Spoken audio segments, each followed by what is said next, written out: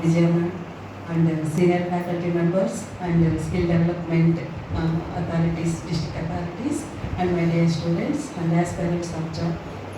Good morning వనండా. So ఈరోజు ఇక్కడ ఈ సెలబ్రేషన్ అనేది చాలా సముచితము.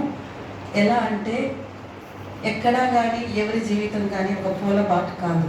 ఎన్నో అననుకూల పరిస్థితుల నుంచి మనం ఎదగాలి. దానికి నిదర్శనం సావిత్రిబాయి పూలే గారు.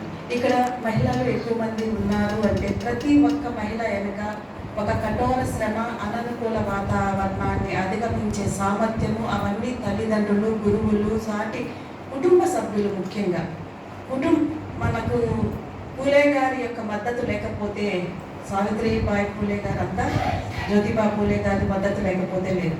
సమాజం ఎంతో ఇబ్బంది పెట్టిన సాటి గ్రామస్తులు కావచ్చు, సాటి పరిస్థితులు అనుకూలంగా లేకపోయినా కుటుంబం అనే వ్యవస్థ ఎంత ఉన్నతమో అనేది ఇక్కడ మనకు ఇంకొక నిదర్శనము ఇక్కడ తెలుస్తుంది. సో ఆ సపోర్ట్ అనేది మన కుటుంబ సభ్యులకు ఇద్దాము.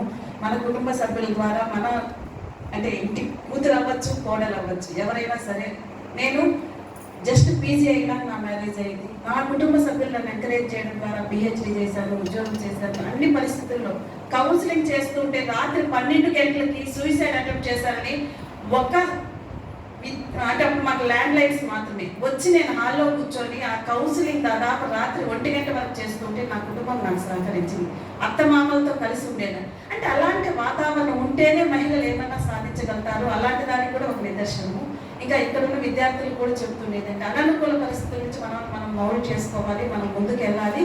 పరిస్థితులకు అంటే మనం ఫ్యూచరిస్టిక్గా ఆలోచించాలి. ఈ రోజు మనం కష్టంలో ఉన్నాము అంటే రేపు ఫ్యూచర్ బాగుండాలి అంటే మనకు విద్య అవసరము అని ఆవిడ గుర్తించాలి. సమాజం మేలుకొల్పాలి, అసమానతలు తొలగాలి అంటే విద్య అవసరము, ఆవశ్యకత గుర్తించి దాని మీద పోరాడు. మనం కూడా అట్లాగే మన ఫ్యూచర్ బ్రైట్గా ఉండాలి, మన కుటుంబ వ్యవస్థ బాగా ఉండాలి అంటే మనం ఎలాంటి రోల్ పర్ఫామ్ చేయాలి, ఎలాంటి స్కిల్స్ అక్వైర్ చేసుకోవాలి, ఇవన్నీ కూడా మనం తెలుసుకోవాలి.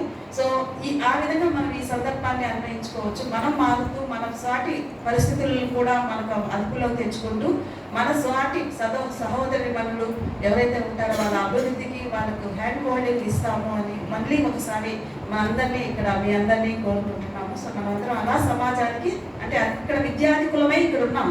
మన సాటి మహిళలకు మనం అలాంటి చేయూత ఇద్దాం. ఒకరికి ఇచ్చినా కూడా సమాజంలో ఒక మార్పు అనేది తీసుకురాగలుగుతాం. Thank you for giving this opportunity.